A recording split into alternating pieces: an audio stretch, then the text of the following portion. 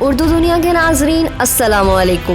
ناظرین، آج کے اس ویڈیو میں بتائیں گے کہ مسلم دنیا پر حکمرانی کے معاملے پر پاکستان اور سعودی عرب آمنے سامنے آ گئے۔ پاکستان سعودی عرب کی سربراہی کے لیے سب سے بڑا خطرہ بن گیا۔ چین نے پاکستان کو اسلامی دنیا کا لیڈر بنانے کی ٹھان لی۔ عمران خان نے محمد بن سلمان کو راہ راست پر لانے کے لیے آخری چال چل دی۔ سعودی عرب نے ایران، ترکی اور ملائیشیا کو لگام ڈالنے کے لیے پاکستان سے بڑا مطالبہ کر دیا۔ جنرل باجوہ نے سعودی حکمرانوں کو اپنی نئی حکمت عملی سے آگاہ کر دیا۔ پاکستان نے ایران کو سی پیک منصوبے کا حصہ بنا کر سعودی عرب کو اپنا دشمن بنا لیا۔ اربوں کی سرمایہ کاری کی لالچ میں سعودی عرب نے مودی کے ساتھ ہاتھ ملا لیا۔ پاکستان کو اسرائیل، سعودی عرب اور امریکہ کے حملوں سے بچانے کے لیے چین نے بڑا قدم اٹھا لیا۔ اس کے علاوہ آپ کو بتائیں گے کہ کیسے پاکستان نے سعودی دوگلی پالیسیوں کے پیش نظر اپنی راہیں بدل لی۔ ناظرین، ویڈیو میں آگے بڑھنے سے پہلے اگر آپ نے ہمارے چینل کو سبسکرائب نہیں کیا تو ابھی سبسکرائب کریں اور بیل آئیکن کو بھی کلک کریں۔ ناظرین، چین چاہتا ہے کہ مسلم ممالک میں واحد ایٹمی ملک پاکستان مسلم ممالک کو لیڈ کرے۔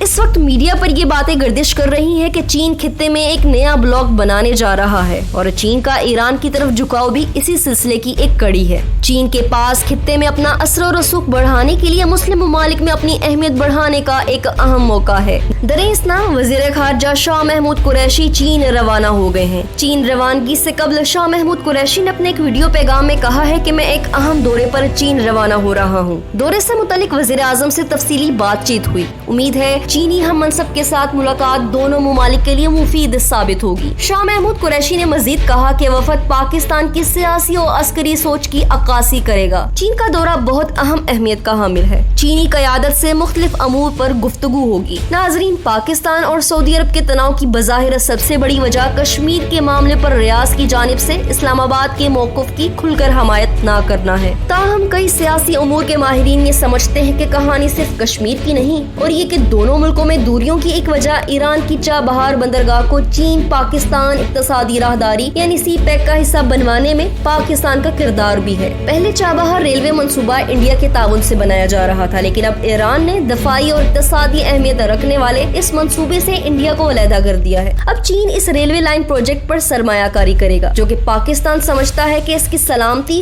اور خطے میں اس کے تجارتی اور سیاسی مفادات میں بہتر ہے۔ ماہرین کا کہنا ہے کہ اگر پاکستان نے کوششیں کی ہیں کہ چین پاکستان اقتصادی راہداری ایران سے منسلک ہو جائے اور چابہار بندرگاہ بھی سی پیک کے دائرے میں آ جائے تو اس پر سعودی عرب میں رد عمل ضرور ہے۔ ایران اور سعودی عرب نظریاتی مخالف ہیں اور دونوں کے درمیان یمن سے لے کر شام تک کئی پروکسیز چل رہی ہیں۔ مزید یہ کہ سعودی عرب امریکہ کا اتحادی ہے اور امریکہ نے ایران پر سخت اقتصادی پابندیاں لگا رکھی ہیں، تو ایسا کوئی بھی منصوبہ جس سے ایران کو معاشی طور پر فائدہ ہو یا چین کے ون بیلٹ ون روڈ منصوبے کو تقویت ملے، امریکہ بھی اسے ناپسند ہی کرے گا۔ پاکستان نے یہ قدم نیک نیتی اور اپنے خطے کے مفاد میں اٹھایا ہے، لیکن سعودی عرب اور اس کے اتحادیوں امریکہ اور بھارت کے لیے اسے برداشت کرنا کافی مشکل ہے، خاص طور پر سعودی عرب جو سمجھتا ہے کہ پاکستان اس کے مفاد کو ہمیشہ ترجیح دے گا۔ کچھ تجزیہ کار سمجھتے ہیں کہ یہی وجہ ہے کہ سعودی عرب نے پاکستان کی معیشت کو سہارا دینے کے لیے جو $3 ارب دیے تھے ان کی وقت سے پہلے واپسی کا تقاضا کیا ہے۔ اس میں سے تقریباً $1